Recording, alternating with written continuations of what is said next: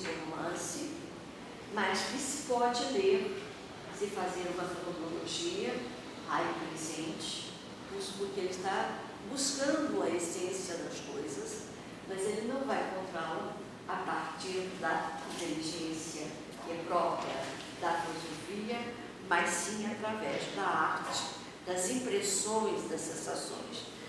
Se eu não me engano, é o Ricardo que diz que, em vez de eu dizer em busca do tempo perdido, eu deveria dizer em busca da impressão perdida.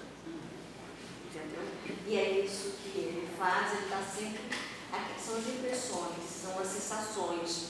E voltando ao Lúcio, essa sensação, o Lúcio que é tido como idealista, mas as sensações, na base de toda a essência, de todo o eidos, há simplesmente as sensações, uma matéria.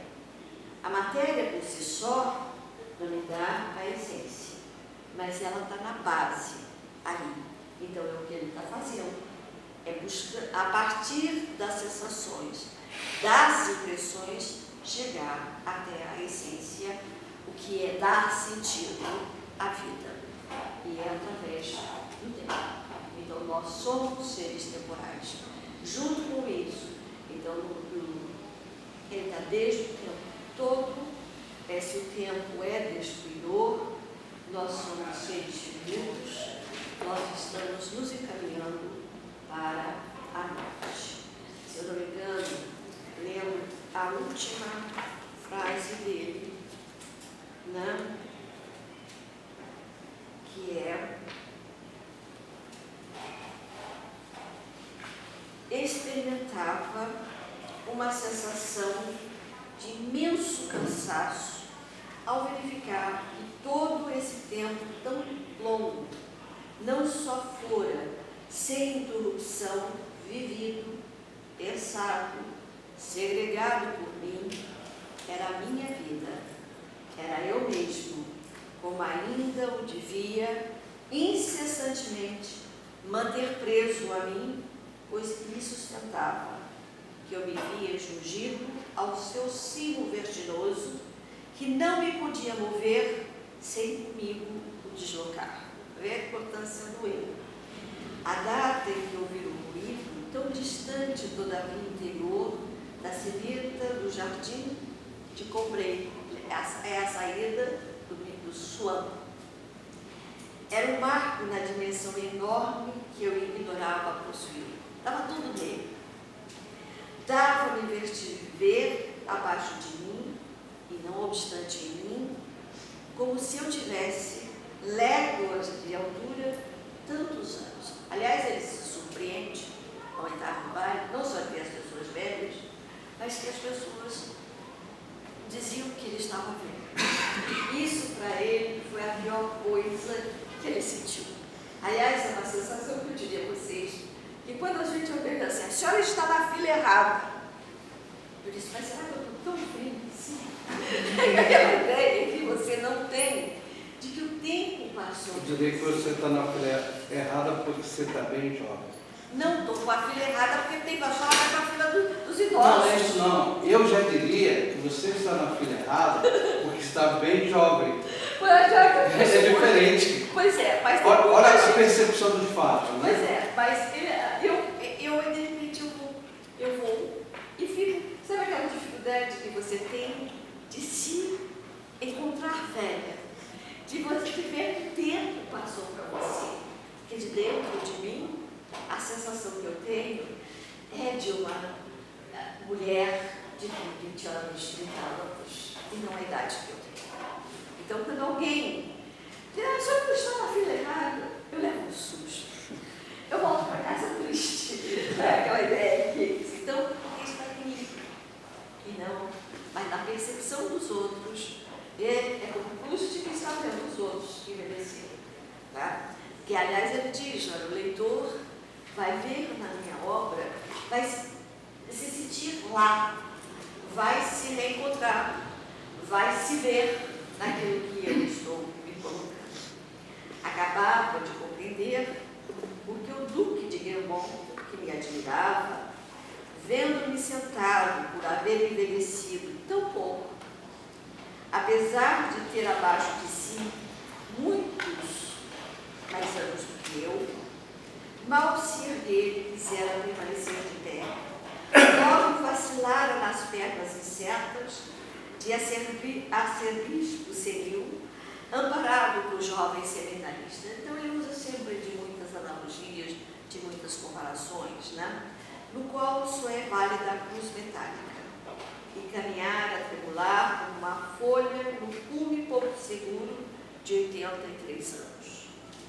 Como se os homens se equilibrassem sobre ondas animadas, sempre crescentes, algumas mais altas do que campanários, os campanários de Martão Líquido, tornando-lhes difícil e perigosa a marcha e de onde subitamente caem.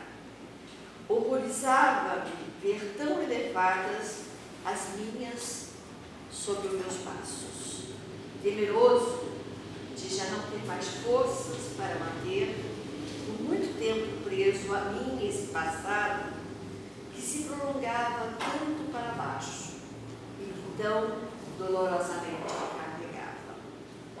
Se ao menos me fosse concedido um prazo para terminar a minha obra, eu não deixaria de lhe imprimir o punho desse tempo, cuja noção se me impunha hoje com tamanho vigor, e com o risco de fazê-los parecer seres monstruosos, mostraria os homens ocupando no tempo um lugar muito mais considerável do que o tão restrito a eles reservado no espaço, um lugar, ao contrário, desmensurado, pois à semelhança de gigantes, tocam simultaneamente, imersos os anos, todas as épocas de suas vidas, tão distantes, entre as quais tantos dias vieram colocar-se no tempo.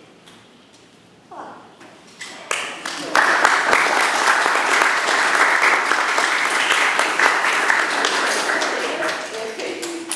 Vocês cumpriram que, pelo menos, passar a ideia do que está falando. Bom, gostaria de agradecer a professora pela sua generosidade em compartilhar com a gente as suas pesquisas sobre Proust, que são sempre tão interessantes.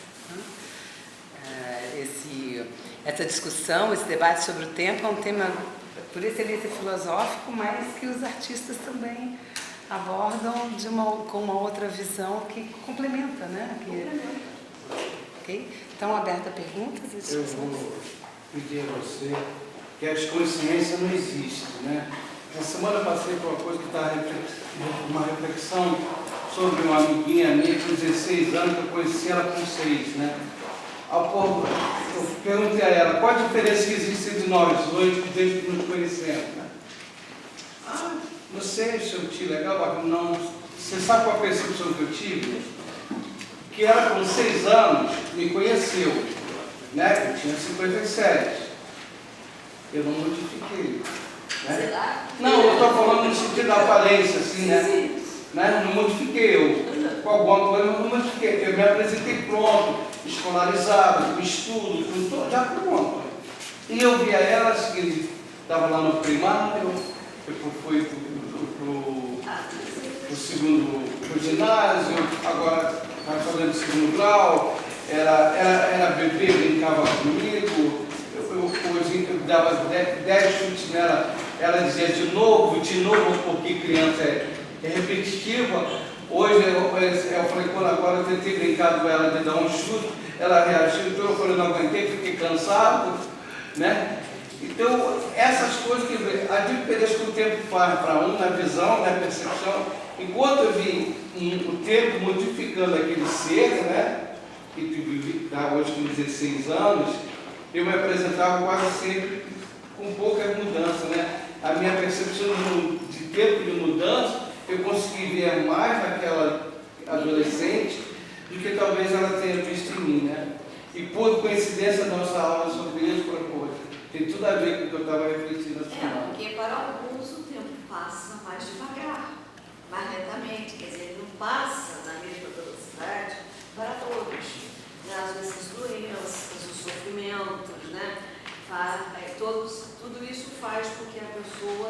transforme, se modifique, se aprofunde, né? Saia das suas, se conheça melhor.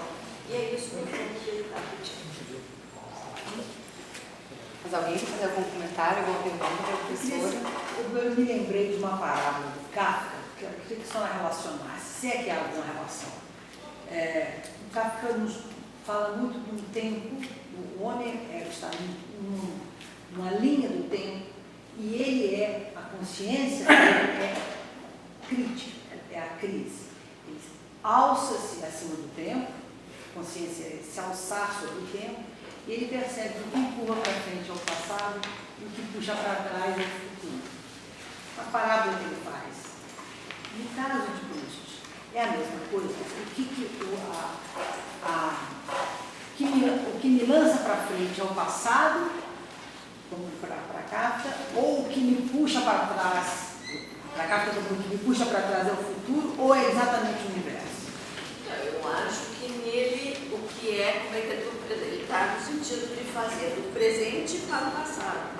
Quer dizer, e é no passado, inclusive as formas verbais que ele utiliza os três, o presente, o passado e o futuro. Né? Mas ele está simplesmente, a grande importância que ele dá é ao passado, não ao futuro. Embora quando ele vai escrever o tempo, que ele está ainda tentando recuperar o passado, ele, na verdade, quando ele está pensando na obra, é algo ainda a ver, algo que vai se realizar e que ele não tem certeza se isso será possível ou não. Tá? Mas ele em determinados momentos, ele diz que é possível que você sobrevoe as coisas, mas é como se você saísse do tempo. Que a ideia dele é como a ideia da finitude é, na morte você vai sair do tempo. É uma forma de sair do tempo. E outra é